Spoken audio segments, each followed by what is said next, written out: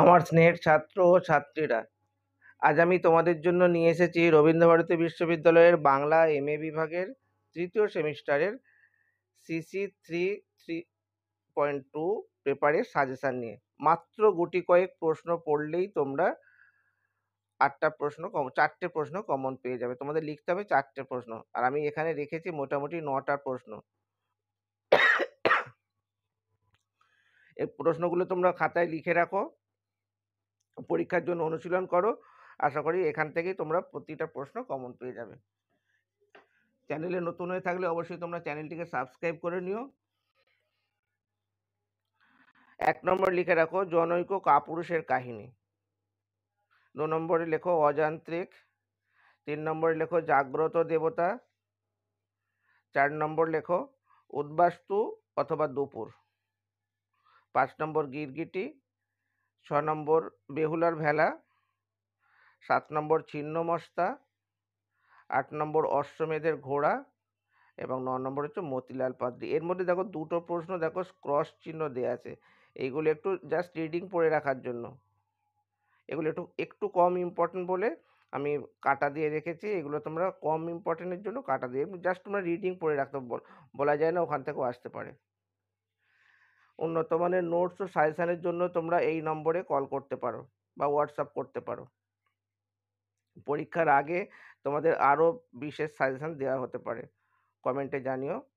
আচ্ছা, এরপর আসছি তোমাদের CC 3.3 পেপারের কিছু গুরুত্বপূর্ণ প্রশ্ন নিয়ে।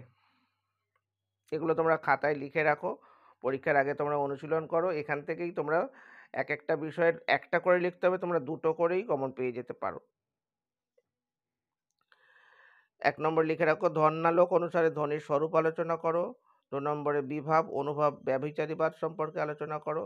3 নম্বর কুন্তকের বক্রোক্তিবাদ, এটা তো প্রত্যেক বছরই পড়ে, কুন্তকের বক্রোক্তিবাদ সম্পর্কে আলোচনা করো। 4 নম্বর অভিধা লক্ষণা ব্যঞ্জনা সম্পর্কে আলোচনা করো। 5 নম্বর রসবিচারের ক্ষেত্রে সাধারণীকৃতির গুরুত্ব আলোচনা করো। দ্বিতীয় টপিক থেকে দেখো অনুকরণ বা মাইমেসিস, এটা মোস্ট ইম্পর্টেন্ট প্রশ্ন, 1 নম্বরে রাখা আছে। অনুকরণ বা মাইমেসিস সম্পর্কে আলোচনা করো।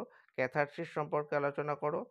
মহাকাব্য ও ট্র্যাজেডির সাদৃশ্য বৈসাদৃশ্য আলোচনা করো। কোরাস আর হচ্ছে ট্র্যাজেডির ত্রিবিধ ঐক্য। সাহিত্যের পথে থেকে অমিয় চক্রবর্তীকে লেখা চিঠি, আধুনিকতার সংজ্ঞা, সাহিত্য তত্ত্বের স্বরূপ, তথ্য ও সত্য এবং দুঃখের সাহিত্য কেন আনন্দকর। আর শেষ টপিক থেকে দেখো নারীবাদী চিন্তার ঢেউ, সবার আগে রেখেছি, 1 নম্বরে বেশি ইম্পর্টেন্ট। নারীবাদ প্রসঙ্গে কয়েকজন তাত্ত্বিকের বক্তব্য, পোস্ট মডার্নিজমের মূল বৈশিষ্ট্য, আর মার্ক্সবাদী সাহিত্যতত্ত্বের বৈশিষ্ট্য আলোচনা করো। ভিডিওটা শেষ পর্যন্ত দেখার জন্য তোমাদের অসংখ্য ধন্যবাদ। ভালো লাগলে বন্ধুদের মাঝে শেয়ার করে দিও, আর অবশ্যই তোমরা একটা করে কমেন্ট রেখে দিও। পরবর্তী ভিডিওর জন্য অপেক্ষা করো।